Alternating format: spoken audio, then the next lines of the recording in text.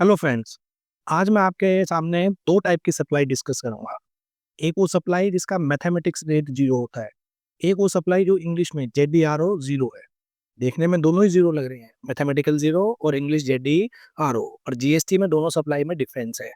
वो सप्लाई जिसका tariff rate ही 0% होता है, उस सप्लाई को बोला जाता है nil rated supply. Generally agriculture produce इसके अंदर इंक्लूड होते हैं। तो supply having 0% tariff rate is known as nil rated supply. और अगर इंग्लिश वाली सप्लाई की बात करें, जेडीआरओ आईजीएसटी एक्ट में डिफाइन कर रखी है।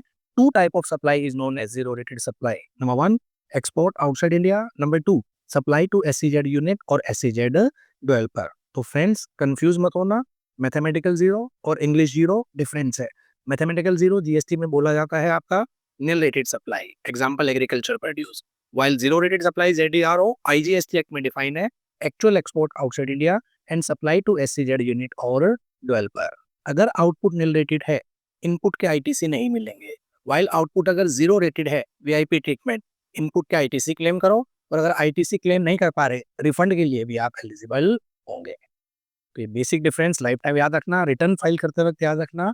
नील रेटेड अलग है, जीरो रेटेड अलग है। Thank you very much.